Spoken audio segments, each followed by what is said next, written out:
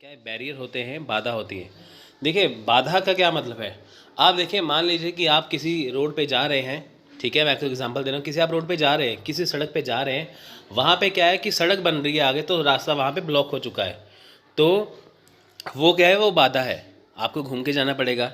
ठीक है, तो देखिए प्रभावी संचार की बाधा कौन सी है। भौतिक बाधाएं। भौतिक बाधाएं क्या है जो हमें दिखती हैं। देखिए शारीरिक बाधाएं दोषपूर्ण व्यवस्था द्वारा बनाई जाती हैं और बाहर रखी जाती हैं।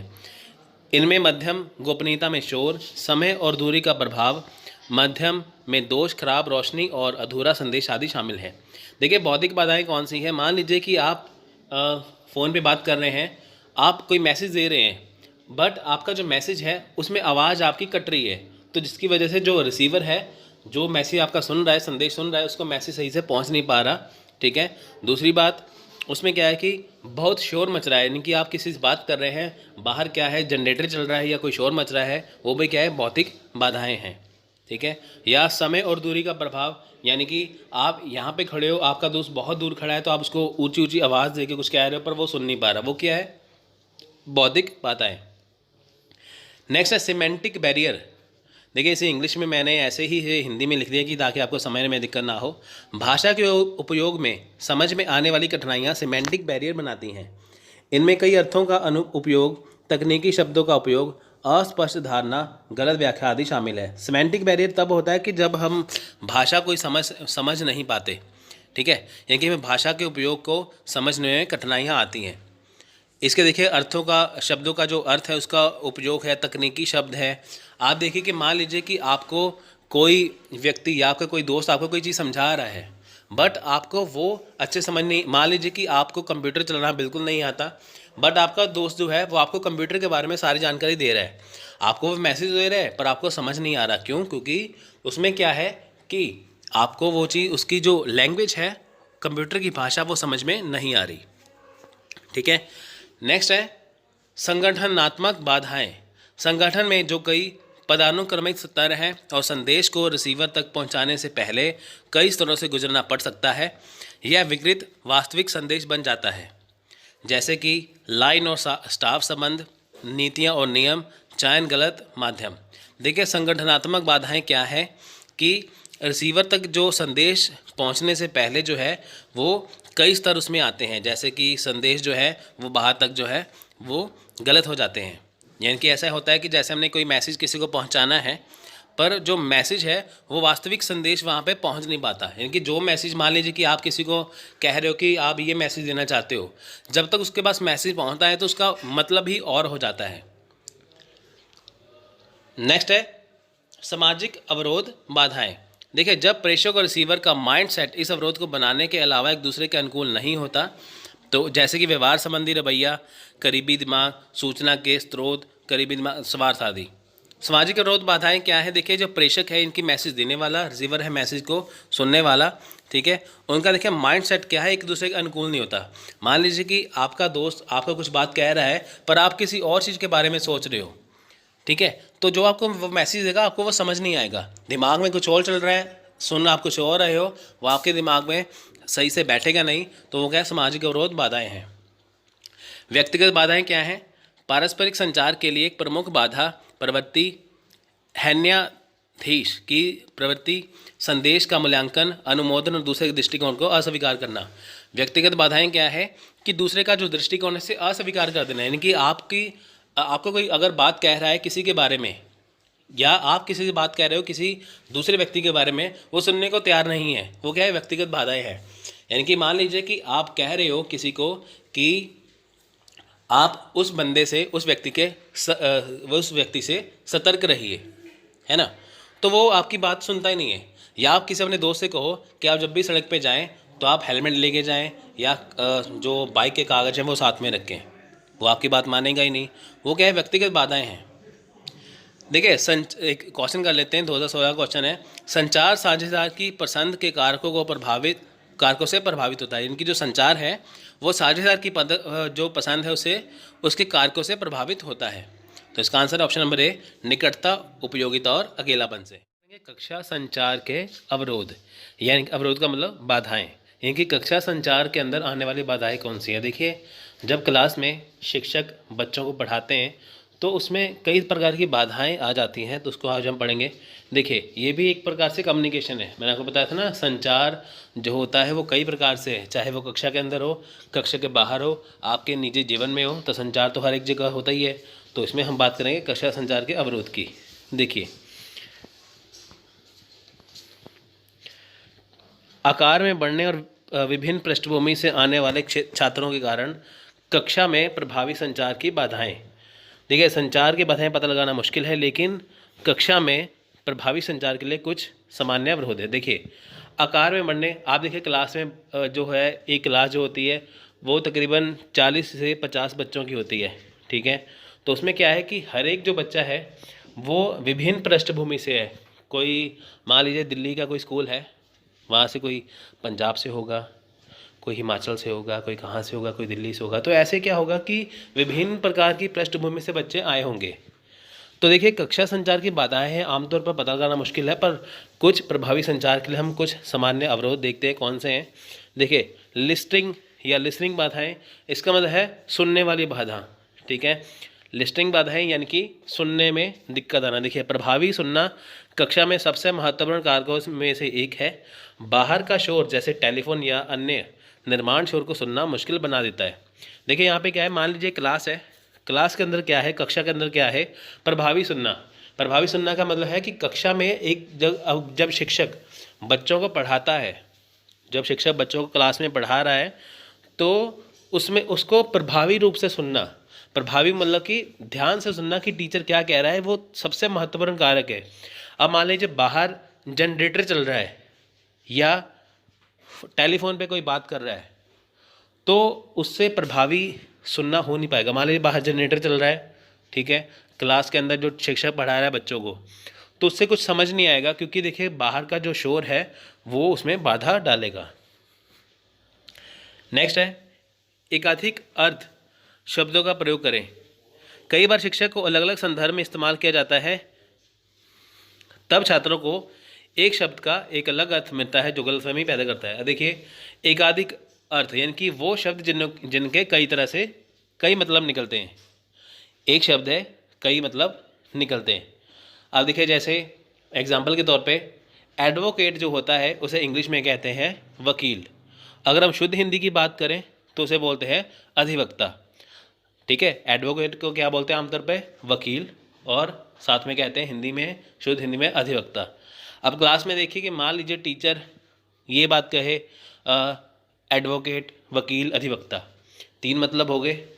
तो इसके 3 यानी कि इसके काफ़ी जैसे मतलब निकलते हैं। ये आपको मैं एग्जांपल दे रहा हूँ, ऐसे कई शब्द ऐसे होते हैं जिनके एक या 2 से अधिक मतलब निकलते हैं। तो जिससे क्या होगा, बच्चे जो हैं वो उसमें कंफ्यूज हो जाएंगे, उसमें गलतफहमी पैदा हो जाएगी, ठीक है। तो ऐसे ही कई जैसे शब्द हैं, तो उनको ये साथ साथ समझाना चाहिए। नेक्स्ट है धारणा। अलग अलग छात्र एक ही संदेश प्राप्त करते और सुनते हैं, लेकिन इसकी व्याख्या अलग तरीके से कर सकते हैं। छात्रों द्वारा गहराई से किसी विषय को कवर नहीं करने से महत्वपूर्ण पहलुओं को याद किया जा सकता है। यानी कि देखिए, धारणा क्या है, देखिए ऐसा है, मान लीजिए क्लास में जब शिक्षक बच्चों को पढ़ाता है तो उसमें क्या होता है कि सभी छात्रों के लिए वो एक ही समान लेक्चर है, तो सभी को सुनना होता है वो। अब देखिए होता क्या है, धारणा क्या है कि मान लीजिए कि शिक्षक क्लास में बच्चों को पढ़ा रहा है और क्लास में बच्चे सारे सुन रहे हैं, तो सभी उसको अपने नज़रिए से सुनेंगे, ठीक है। मान लीजिए क्लास में अगर टीचर मैथ के सवाल करवा रहे हैं, गणित के सवाल करा रहे हैं, तो कई बच्चों को, बहुत सारे बच्चे ऐसे जिनको समझ में आ जाएगा, तो कुछ बच्चे ऐसे जिनको समझ में नहीं आएगा। तो वो अपनी धारणा बना लेंगे, वो सोचते कुछ और होंगे, कर कुछ और रहे होंगे, इसलिए वो छात्र जो है वो गहराई से विषय को कवर नहीं कर पाते, ठीक है। तो ऐसे ही होता है, धारणा अलग अलग छात्र बना लेते हैं, यानी कि वो सुनते कुछ हैं, समझते कुछ हैं, इसलिए ये भी बाधा है। मान लीजिए टीचर क्लास में पढ़ा रहा है अकबर के बारे में, ठीक है, या अंग्रेज़ों के बारे में, तो बच्चे अपने मन में कुछ और सोच रहे हैं, तो धारणा गलत बन जाएगी वो, है ना। तो नेक्स्ट है मौखिक बाधाएं। देखिए, मौखिक संचार में अस्पष्ट संचार वाले शब्दों का उपयोग करना शामिल हो सकता है, क्योंकि कक्षा में मौखिक संचार बाधाएं हो सकती है। देखिए, मौखिक संचार क्या है, अस्पष्ट संचार। मौखिक संचार क्या है, मौखिक बाधाएं क्या है, मान लीजिए टीचर क्लास में बच्चों को कुछ बोल के पढ़ा रहा है, लेकिन कुछ जो शब्द ऐसे हैं वो बच्चों के समझ में नहीं आ रहे, ठीक है, तो ये भी बाधाएं हैं। ब्लैक बोर्ड पे लिखा हुआ सभी बच्चे आसानी से पढ़ लेते हैं, लेकिन अगर वही टीचर ब्लैक बोर्ड पे लिखने की बजाय बच्चों को मौखिक रूप से समझाए तो वो सबसे बड़ी बाधा बन सकता है, ठीक है। नेक्स्ट है भावना या मनोदशा। यदि शिक्षक तनावपूर्ण, क्रोधित, उत्तेजित या भयभीत है तो वह ठीक से संदेश नहीं भेज पाएगा। यानी कि देखिए, क्लास में अगर जब शिक्षक तनावपूर्ण है, उसके ऊपर प्रेशर है कि सिलेबस जल्दी कवर करना है, क्रोधित है कि बच्चों को समझ नहीं आ रहा, और उत्तेजित या भयभीत है तो वो बच्चों को क्लास में समझा नहीं पाएगा। अधूरी जानकारी, देखिए अधूरी जानकारी सबसे खतरनाक है दुनिया में। यदि विषय की जानकारी पूरी नहीं होती तो निहित जानकारी को समझना बहुत मुश्किल होता है और संचार में भौतिक अवरोध पैदा होता है। यानी कि देखिए अधूरी जानकारी क्या है कि मान लीजिए कि बच्चों को क्लास में टीचर पढ़ा रहे हैं तो उनको वो अधूरी जानकारी दे दें, है ना, अधूरी जानकारी दे दें तो वो क्या है, वो भी एक क्या है, बाधा बन सकती है। अधूरी जानकारी क्या है, देखिए अभी जैसे आप यूजीसी नेट की तैयारी कर रहे हैं, है ना, तो कईयों को तो ये भी नहीं पता एग्ज़ाम ऑनलाइन हो चुका है। अभी भी कई बच्चे समझते हैं कि ऑफलाइन एग्ज़ाम है, तो अधूरी जानकारी है। मान लीजिए वो एग्ज़ाम की तैयारी कर ली है, उनको पता ही नहीं ऑनलाइन एग्ज़ाम हो चुका है, तब वो जब एग्ज़ाम देने जाएंगे उनको कंप्यूटर के आगे बिठाया जाएगा तो वो कहेंगे ये तो हमें पता ही नहीं था। ये सबसे बड़ी बाधा हो गई। ये तो एग्जाम्पल है। आपको मैं क्लास की बात करता हूँ। क्लास में मान लीजिए कि शिक्षक ने बच्चों को पढ़ा दिया तो जानकारी अधूरी है, बच्चे ने उतनी जानकारी प्राप्त की है, या बच्चे ने क्या किया कि टीचर ने जितना पढ़ाया बच्चे उतना पढ़ ही नहीं पाए, ठीक है, अधूरी जानकारी लेके गए तो एग्जाम में उनके नंबर कम आ गए। तो ये सबसे बड़ी बात है। नेक्स्ट है प्रतिक्रिया। यदि शिक्षक छात्रों की प्रतिक्रिया का उपयोग नहीं कर रहे हैं तो छात्रों ने छात्रों के मामले पर ठीक से ध्यान नहीं दिया। देखिए प्रतिक्रिया इनकी फीडबैक बहुत इंपॉर्टेंट है।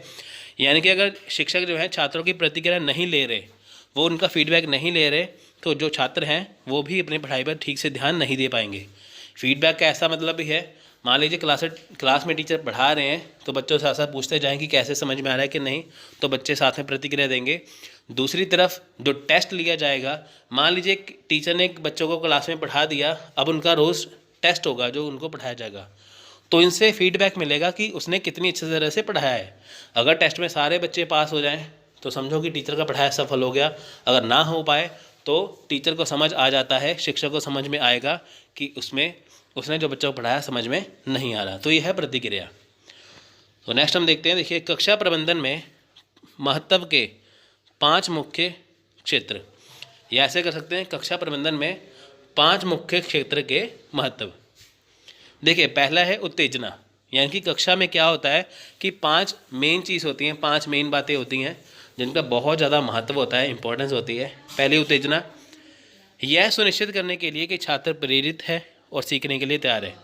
अब देखिए क्लास में सबसे इम्पोर्टेंट बात ये है तो कि छात्र में उत्तेजना कैसी है। अब देखिए जैसे आप वीडियो देख रहे हैं, कई वीडियो देखते हैं कि बिल्कुल वैसे ही चलो पढ़ लिया ठीक है, कई वीडियो देखेंगे वाकई जिनका एग्ज़ाम क्लियर करना है। तो उत्तेजना निश्चित करती है कि छात्र कितने प्रेरित हैं और कितना सीखने के लिए तैयार है। यानी कि शिक्षक क्लास में बच्चों को अगर पढ़ा रहा है या ऑनलाइन पढ़ा रहा है, कहीं पे पढ़ा रहा है, तो बच्चे क्या उसे देखने के लिए, सुनने के लिए तैयार हैं, ठीक है, वह है उत्तेजना। नेक्स्ट है प्रत्याशा। यह सुनिश्चित करना कि छात्रों को पता हो कि मंदिर के लिए क्या आवश्यक है और सीखने के लिए वे क्या करेंगे, ठीक है। तो ये थोड़ा सा ये यहाँ पे शब्दों को थोड़ा सा टफ है, आप इसको ऐसे मत समझिए। देखिए यह सुनिश्चित करना कि छात्रों को पता हो कि क्या आवश्यक है। ये मंदिर ये यहाँ से पता नहीं कहाँ गया, इसको आप डिलीट कर देना, ठीक है। यह सुनिश्चित करना कि छात्रों के लिए क्या आवश्यक है और सीखने के बाद वे क्या कर पाएंगे। यानी कि ये जानना कि छात्रों ने जो सीखा है वो कितना उनके लिए इम्पोर्टेंट है और सीखने के बाद वो इसे कहाँ पे यूज़ करेंगे, ये भी जानना ज़रूरी है, ठीक है। नेक्स्ट है प्रोत्साहन। छात्रों को सुनिश्चित करें कि उनकी उपलब्धि को कैसे पुरस्कृत किया जाएगा। प्रोत्साहन देखिए देना ज़रूरी है। मान लीजिए क्लास में भी किसी बच्चे ने बहुत अच्छा प्रदर्शन किया तो उसको देते हैं ना, इनाम देते हैं उसको, तो वो इसलिए देते हैं कि ताकि वो और आगे मेहनत करे। नेक्स्ट है अनुशासन। यह सुनिश्चित करें कि समूह का कार्य बाधित ना हो। अनुशासन, समूह का कार्य मतलब कि जो क्लास में जो सारे बच्चे हैं उसमें बाधा ना पड़े। अनुशासन का बहुत देखिए महत्व है। बिना शासन के इंसान की ज़िंदगी जो है वो जानवर के समान होती है, ये आपको सभी को पता है। अनुशासन में क्या है कि क्लास में अनुशासन होना बहुत ज़रूरी है। बच्चे, अनुशासन का ये मतलब है कि जब टीचर क्लास में पढ़ा रहा है, कोई भी बच्चा शोर ना करे, इसको ध्यान से समझे, तभी उनका भविष्य बन पाएगा, तभी उनको समझ में आएगा। नेक्स्ट है रोज़गार। सुनिश्चित करें कि समूह का काम बाधित ना हो, ये भी सेम ही है, ठीक है। नेक्स्ट है कैसे प्रभावी देखिए प्रभावी कक्षा संचार के लिए, अब देखिए क्या है। नेक्स्ट देखिए वार्तालाप कौशल। देखिए प्रभावी कक्षा संचार के लिए क्या क्या चीज़ें ज़रूरी हैं। पहला है वार्तालाप कौशल ज़रूरी है, ठीक है। हमने ऊपर पढ़ा था ना कि देखिए यहाँ पे क्या बाधाएं आती हैं, क्या 5 मुख्य क्षेत्र हैं, उसमें देखेंगे कि यदि क्लास में प्रभावी कक्षा यानी कि कक्षा को प्रभावी रूप से बनाना है तो कैसे वो ज़रूरी है संचार के लिए। वार्तालाप कौशल, देखिए वार्तालाप सबसे बुनियादी और आवश्यक संचार कौशल में से एक है। यह लोगों को विचारों को साझा करने और उन्हें बदले में प्राप्त करने में सक्षम बनाता है। यदि यह सतह पर सरल दिखाई दे सकता है, प्रभावी संचार में एक देना और लेना दोनों शामिल है, जैसे कि तत्व शामिल है। देखिए वार्तालाप कौशल क्या है कि आप किसी से बात कर रहे हैं तो आप कैसे बात कर रहे हैं, ठीक है। आपकी आपस में बातचीत कैसी है। आप किसी कस्टमर केयर को फ़ोन लगा के देखिए तो आप देखना कि वो आपसे कैसे बात करेंगे, एक सेल्समैन आपसे कैसे बात करेगा, ठीक है। आप उनका तरीका देखना, तो वो होता है वार्तालाप कौशल, ठीक है। देखिए इसमें क्या क्या शामिल है। शारीरिक हाव भाव, आंखों से संपर्क, सारांश, टीका या जवाब, ये सारी चीज़ें इसमें शामिल है। टेक्नोलॉजी का उपयोग करें। देखिए ऑडियो बुक्स हैं, वीडियो लेक्चर से लेके लेक्चर ऐप्स तक हैं, ठीक है। देखिए आजकल क्या है, टेक्नोलॉजी है, यूट्यूब का ज़माना है, ऑनलाइन ज़माना है। इसमें ऑडियो बुक्स देख सकते हैं, पढ़ सकते हैं, सुन सकते हैं, और वीडियो लेक्चर देख सकते हैं। ऐप्स इतनी आ चुकी हैं, वो संसार में काफ़ी भीड़ हो चुकी है। छात्र शिक्षक संचार को जो कौशल बनाने के लिए उपयोग कर सकते हैं। देखिए आजकल ज़माना एडवांस हो चुका है। आजकल ऑफलाइन के बजाय बच्चे ऑनलाइन आना पसंद करते हैं, तो ऑनलाइन कोचिंग होती है, घर बैठे कर सकते हैं। यूजीसी नेट की कोचिंग, जैसे आप वीडियो देख रहे हो ऑनलाइन, तो आप ये आराम से देख सकते हैं, है ना। तो ये क्या है, टेक्नोलॉजी का उपयोग है। जो आपको कक्षा में पढ़ाया जाएगा उससे बेहतर आपको वीडियोस मिल जाएंगी। तो सक्रिय श्रवण को सुदृढ़ करना। देखिए संचार केवल बोलने के बारे में नहीं है, यह भी सुनने के बारे में है। शिक्षक अपने छात्रों को पाठ के ज़ोर से चयन करके सुनने के कौशलों को विकसित करने में मदद कर सकते हैं, और तब कक्षा में चर्चा रहती है और सामग्री पर प्रतिबिंबित होती है। छात्रों के इच्छित संदेश का पूरी तरह से समझने के लिए स्पष्ट पूछने का अभ्यास करने के लिए छात्रों को प्रोत्साहित करने, अच्छे सुनने के कौशल का निर्माण करना। देखिए सक्रिय श्रवण का ये मतलब है, सक्रिय का मतलब होता है कि लगातार उसको सुनना, और श्रवण का मतलब होता है सुनना। यानी कि अगर क्लास में शिक्षक बच्चों को पढ़ा रहा है तो वो बच्चों में ऐसा कौशल पैदा करे कि बच्चे उसके ध्यान से बात को सुने। क्योंकि देखिए बुक्स में जो कुछ लिखा है वो तो बच्चों को पढ़ना ही है, उसके अलावा जो टीचर उनको कैसे जानकारी दे रहे हैं वो भी बच्चों को सुनना बहुत ज़्यादा ज़रूरी है, ठीक है। तो वो होता है सक्रिय श्रवण। एक होता है सुनना, एक होता है ध्यान से सुनना। जैसे आप लेक्चर ध्यान से सुनोगे, जो आपको बता रहा हूँ, कुछ एक्स्ट्रा नॉलेज भी आपको मैं यहाँ पे दूंगा, तो इसे आपको आसानी से समझ में आ जाएगा। देखिए प्रस्ताव समूह प्रस्तुतियाँ और असाइनमेंट। देखिए टीम बिल्डिंग अभ्यास। देखिए असाइनमेंट देते हैं ना क्लास में, वो क्यों देते हैं। टीम बिल्डिंग अभ्यास भी छात्रों को मौखिक लिखित संचार कौशल दोनों को तेज करने के लिए मदद करता है। देखिए क्लास में क्या है, टीम बिल्डिंग क्या है कि समूह छात्रों का समूह बना दिया जाता है, उनको कोई काम बांटा जाता है, जिससे क्या होता है कि उनका मौखिक और लिखित संचार जो है वो दोनों ही तेज़ है, ठीक है। ओपन एंडेड प्रश्न पूछें। ओपन एंडेड प्रश्न चर्चा को प्रेरित करने और प्रदर्शित करने के लिए महत्वपूर्ण है कि किसी प्रश्न को समझने और उत्तर देने के कई तरीके हैं। शिक्षक प्रकाश ने छोटी अनौपचारिक बातचीत के लिए टाइमर सेट किया और छात्रों को ओपन एंडेड प्रश्नों का उपयोग देते हैं। टास्क और गतिविधियों का उपयोग करें। देखें यहाँ ओपन एंडेड प्रश्न है कि ऐसे प्रश्नों का उपयोग करना जिससे छात्र जो है प्रेरित हो, ठीक है। उसको इनकी प्रश्न को समझने में उत्तर देने के कई तरीके हो सकते हैं, वो है ओपन एंडेड। यानी कि ये नहीं है कि जो उसने एक बार मतलब कि लिखा है वही है। आपके सामने एक ऐसा प्रश्न रखा जाता है जिसे आप अपनी आसानी से भी, अपनी मर्जी से भी जवाब दे सकते हैं, वो है ओपन एंडेड प्रश्न। नेक्स्ट है टास्क और गतिविधियों का उपयोग करें। ठीक है। छात्र संचार कौशल में सुधार के लिए एक और कार्य आधारित है तरीका है, वह है सोच के माध्यम से है। इन्हें मौखिक रूप से या लिखित असाइनमेंट के माध्यम से किया जा सकता है, जो छात्रों को अपने स्वयं के शब्दों और अभिव्यक्तियों का उपयोग करके रचनात्मक रूप से प्रश्नों का उत्तर देने के लिए मौका देता है। हमारे सबसे लोकप्रिय संसाधन में से आधारित सोच गतिविधियों खेलों के लिए शुरुआत करें। देखिए यहाँ पे क्या है, यहाँ पे ये बात है, टास्क और गतिविधियाँ ऐसी बातें हैं कि यानी कि बच्चों को गतिविधियाँ देना, टास्क देना, करने के लिए प्रेजेंटेशन देना, जिससे बच्चे अपने कौशल का निर्माण करिए। मान लीजिए क्लास में एक टीचर जो है वो बच्चों को कह देते हैं कि आप इसके ऊपर प्रेजेंटेशन बना के लेके आइए, तो बच्चे उसी टॉपिक को फॉलो करते हैं और अपनी मर्जी से उसको बनाने की कोशिश करते हैं। इसमें क्या करते हैं, बच्चे जो है अपना टैलेंट दिखाते हैं। चिंतनशील सीखने के अवसर प्रदान करें। चयनित पाठ पढ़ने वाले या समूह प्रस्तुतियों को रिकॉर्ड करने वाले छात्रों को रिकॉर्ड करना उनकी संचार शक्तियों और कमजोरियों का आकलन करने के लिए एक उत्कृष्ट तरीका है। छात्र छोटे समूह में अपने मौखिक प्रदर्शन को प्रतिबिंबित कर सकते हैं। फिर प्रत्येक छात्र को दूसरे की आलोचना करने के लिए कहें ताकि उन्हें रचनात्मक आलोचना प्राप्त करने की आदत हो सके। देखिए चिंतनशील क्या है, चिंतनशील का मतलब है कि ध्यान से गहराई से समझना। देखिए मान लीजिए क्लास में टीचर ने किसी बच्चों को या छोटे छोटे समूह में बांट दिया, अब उनको एक चीज़ उन्होंने करने के लिए दे दी। अब देखिए जैसे मान लीजिए कि एक क्लास में 4 टीम बना दी गई हैं 5-5 छात्रों की। अब पहली जो टीम को हर एक को एक ही टॉपिक दिया है बोलने के लिए। अब पहली टीम आएगी जो उसमें बोलेगी, तो दूसरी बाकी जो टीमें हैं उसका आंकलन करेगी। चिंतनशील तरीके के ज़रिए वो चिंतन करेंगे कि क्या उसने वाकई ही सही बताया है, फिर इसमें वो गलतियों को ढूंढेंगे। तो ऐसे क्या होगा कि वो गहराई से बातों को समझने लग जाएंगे, तो वो होता है चिंतनशील। टचबल मोमेंट्स ढूंढें। देखिए जो भी आयु वर्ग के शिक्षक साथ काम कर रहे हैं, कक्षा के वातावरण में हर रोज़ होने वाली घटनाएं पर अधिकतम करें। उदाहरण के लिए यदि कोई छात्र किसी जटिल तरीके से किसी प्रश्न का उत्तर देता है तो शिक्षक यह पूछ सकता है कि उन्होंने जो कहा उसे स्पष्ट कर दें। कक्षा को स्पष्ट करने वाले प्रश्न को चुनौती दें। यदि कोई अपरिचित शब्द किसी पाठ या फिल्म में पॉपअप करता है तो शब्दकोश में खोजने के लिए कक्षा के लिए रुकें। देखिए यहाँ पे क्या है, टचेबल मोमेंट्स क्या है कि वो चीज़ें जो आपको जो है वो मुश्किल में डालते हैं। यानी कि आपको जो चीज़ें नोट करने वाली हैं, मान लीजिए कि आपको कोई शब्द ऐसे मुश्किल है कि आपको समझ नहीं आ रहा, तो आप उसका डिक्शनरी में जाके उसका मतलब दे सकते हैं कि ताकि आपको आगे जाकर दिक्कत ना आए। तो इसके थोड़े से प्रश्न कर लेते हैं। देखिए सबसे अधिक बार शिक्षक छात्र संचार है कब है, ये क्वेश्चन आया था 2015 में। तो इसका आंसर है ऑप्शन नंबर 3 उपयोगितावादी।